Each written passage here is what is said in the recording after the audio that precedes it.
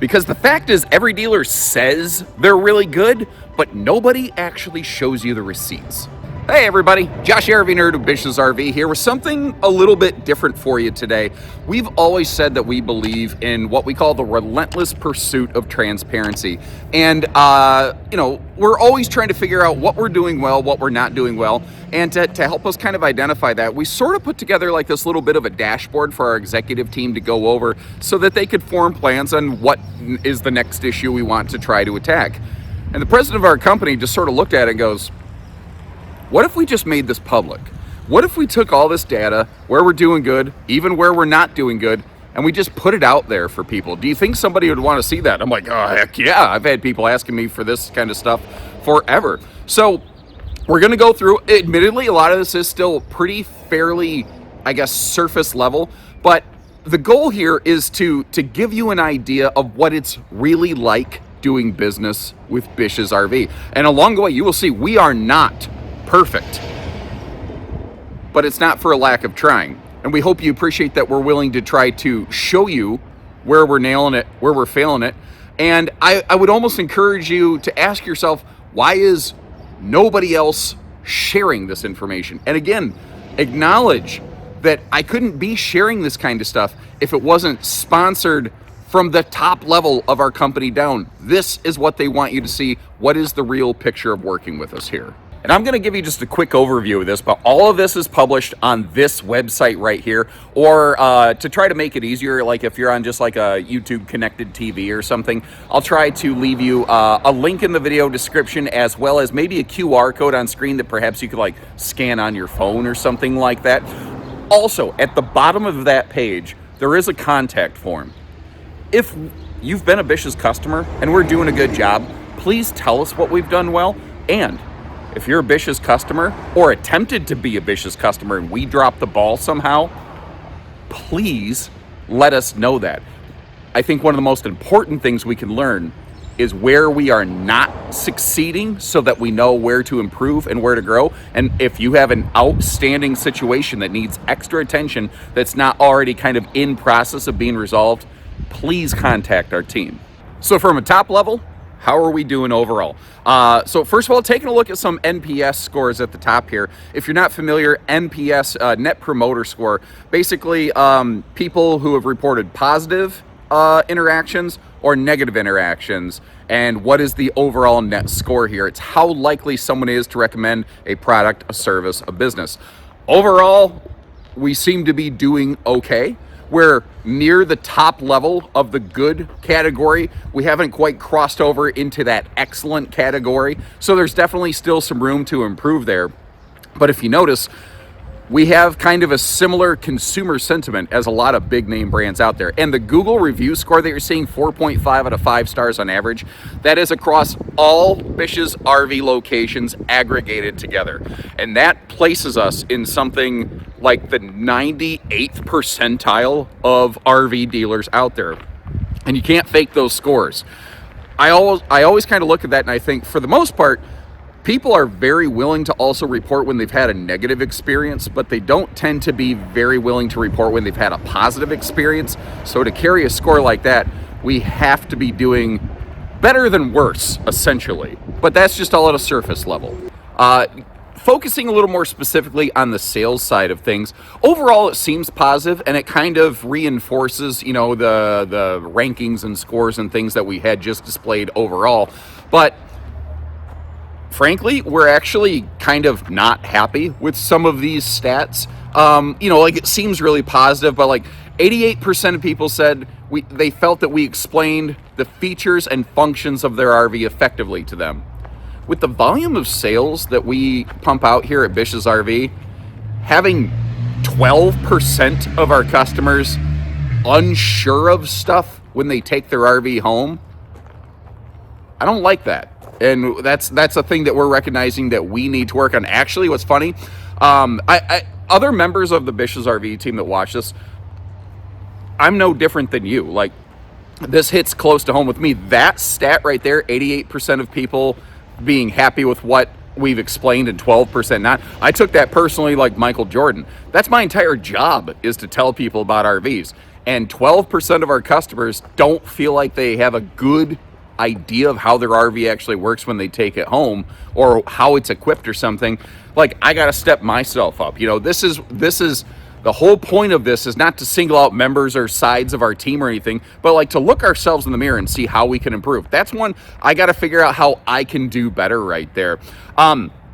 Our response times to sales inquiries is more than double of our ideal target. So that's another thing we've got to kind of work on here. And again, for the most part, people seem to be happy with the general condition of their RV when they take it home, but I still think too many people feel their RV needs to be a little bit cleaner when they take it home. There's just always a little bit of room for improvement there. A few other little tidbits here. Something I noticed is that the just overwhelming majority, like over 99% of customers that purchase an RV from us, keep the RV they've purchased. It's not like it's a secret policy. We very clearly have signage all over our stores. We have a 72-hour, no questions asked return policy. You don't even have to tell us why, but like if you call us, you're like, I tried to tow it, I was scared. Like my wife broke a leg and now we have medical bills, we can't do this right now, whatever the case may. Or maybe there's a problem with the RV that we didn't get addressed. You take it home, you're like, the microwave sucks, I don't feel good about this thing anymore. We'll take the RV back, we'll swap you out, we'll refund your money, we'll do whatever we need to do. And despite the fact that we very openly offer that, nearly no customers ever seem to express that opportunity. Another thing is, every dealer loves to say, we have the best brands. Well, best is subjective. How do you qualify that? If you qualify it as best by sales volume, Bish's RV has 22 of the top 25 volume sales campers out there. 2 of the top 25 we wouldn't be able to access. They're exclusive to another RV dealer. So there's only one opportunity that we could possibly improve our lineup based on consumer preference and sales volume. The one that really surprised me is that only 87% of people felt we had transparency in our pricing. We have no hidden dealer fees. We publish our pricing right on our website. But I got thinking about this. There are certain instances, especially in your higher dollar fifth wheels and premium brands, where we get shackled by a thing called MAP, Manufacturer's Adjusted Pricing. There are instances in which we literally can't publish anything maybe other than MSRP. Even though we don't sell for MSRP, we sell for far below that. But we can't always have that clearly published on our site. So it could be that a portion of that maybe is just beyond our control. But the big one, I think, the one that I bet most people are curious about in this video is, what do the service stats look like? Because if you get in like any social media RV group, the common sentiment, we got tools happening, baby. Either that was tools or that was Taco Bell talking back after lunchtime. I'm not sure. Yeah, pretty sure it's tools. Anyway, if you get on any RV social media group, one of the very common sentiments you'll hear is people will say, man, dealer XYZ, they were great when we were buying it. But after the fact, that's when things started to unwind. We've recognized that this was hands down the single biggest area that we had an opportunity for improvement, to say it in a very flowery fashion. We've invested a lot of time and effort, especially building out our entire RV Fix remote service platform here.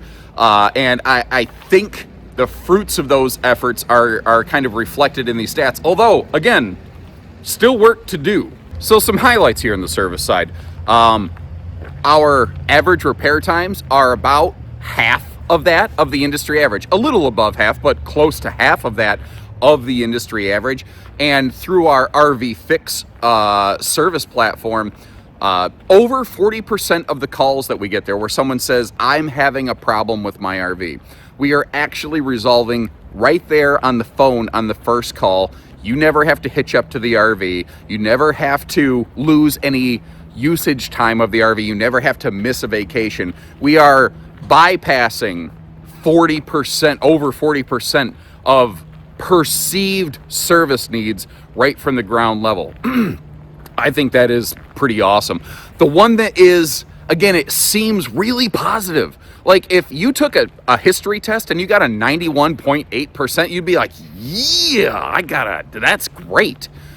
But the trick is, on economies of scale, when we look at service records, we're completing service work correctly the first time 91.8% of the time.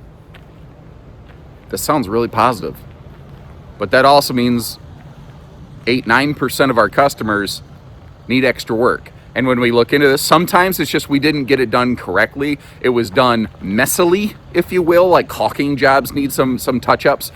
And being completely cards on the table, there are instances we can acknowledge we've screwed this up, where somebody brought something to us, like let's say they need a water heater fixed, and we call you and say it's done.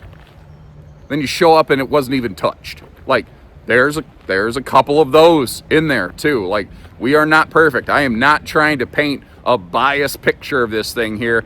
There are some black eye instances that we have to work on. But a weird thing I noticed, and I think encouraging overall, actually, if you go back and look at those NPS scores, our service NPS score is actually higher than our sales NPS score.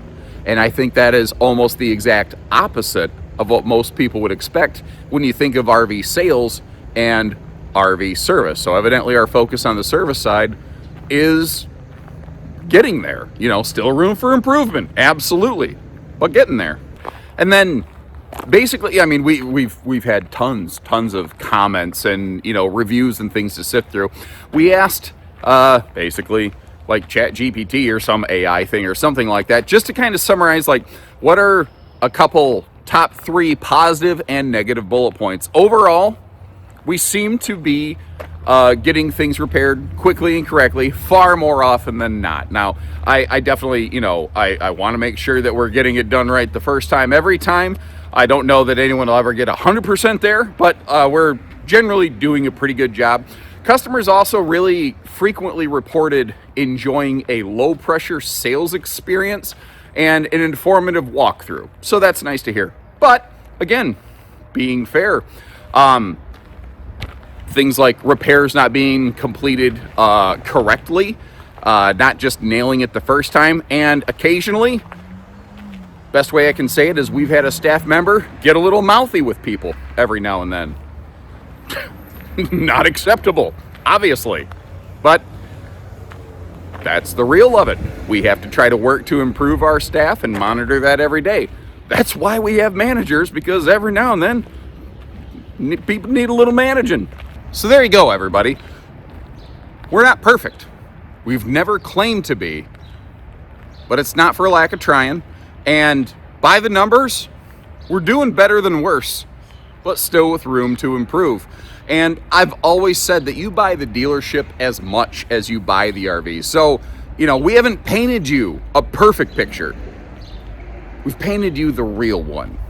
And it's up to you to decide what you want to do with this information, The choice is always yours as a consumer. Again, I'm going to leave you a link to that site where we've published all this information. A link down in the description. Hopefully I get like a QR code or something on screen over here for you.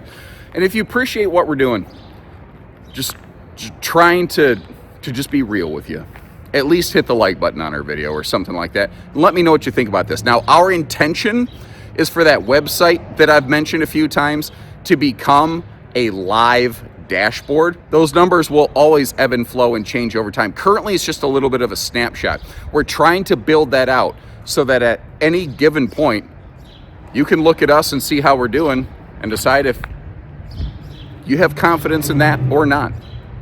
And we just want to do everything we can to be of service to you any way that we can. So maybe we'll see you next time. Join us if you appreciate what we're doing here. Hit that subscribe button. And if you feel like maybe giving us a shot, we'd love to meet you when you're ready. So take care, stay safe, have fun, and happy camping, everyone.